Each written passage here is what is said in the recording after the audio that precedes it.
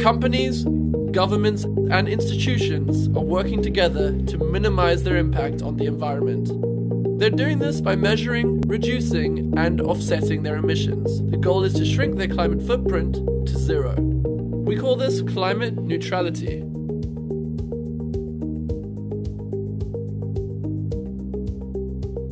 A football team in the United Kingdom is bringing eco-thinking and technology to a new and large audience: football fans.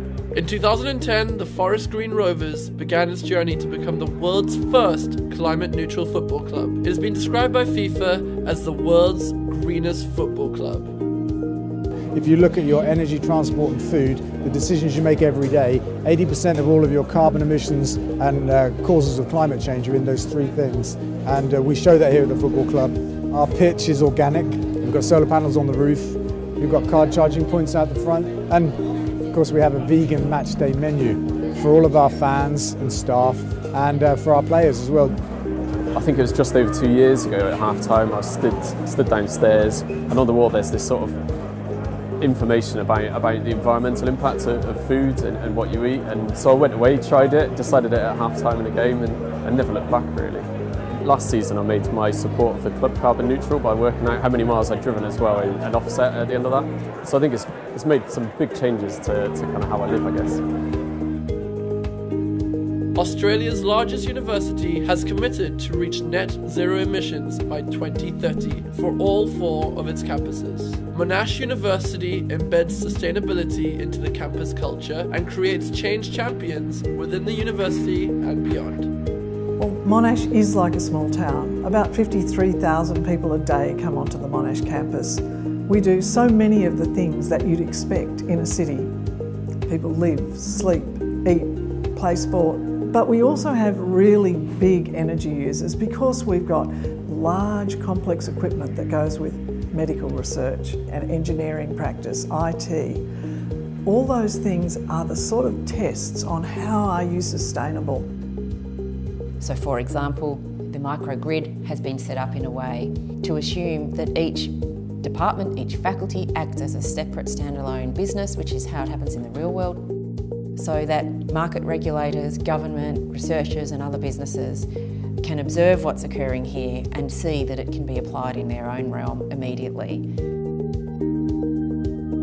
The second largest electricity retailer in Norway is using its purchasing power to inspire everyone in its supply chain to reduce and offset their emissions. Over 100 of Fluidscraft's service providers and suppliers have pledged to be climate neutral by 2019. We saw that the climate problem is accelerating, and we understood that only accelerating solution could meet these problems. And the answer for us was to create a market-based domino effect. And instead of cutting 1% or 2% in our footprint, we have the power to cut 100 times our total, because we control the supply chain. Allcopy er en grafisk leverandør som leverer alt fra bannere, bøker, brosjyrer og så videre til Fjordkraft. Har vi nå skiftet maskinene til mer miljøvennlige. Vi har også begynt med et resirkuleringsprogram som gjør at vi har 87% gjenvinning av vårt avfall. Vi er glad for at Fjordkraft er med å styre oss mot klimavennlig retning. Det gir oss også en fordel i markedet. British Columbia has done something no one else has done before. It is the first government at the provincial, territorial, and state level in North America to take 100% responsibility for the emissions from all 128 of its public sector organizations. In British Columbia, we take climate policy really seriously, and we have for more than a decade.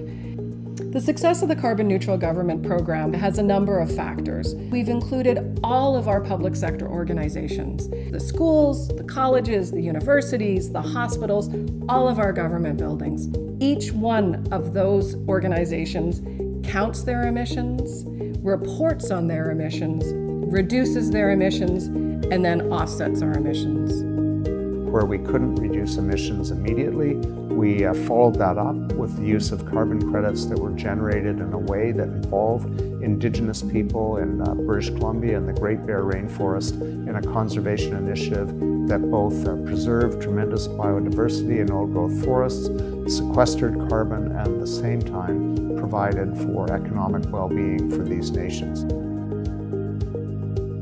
A low-carbon future can and will be our reality if we all work together toward climate neutrality.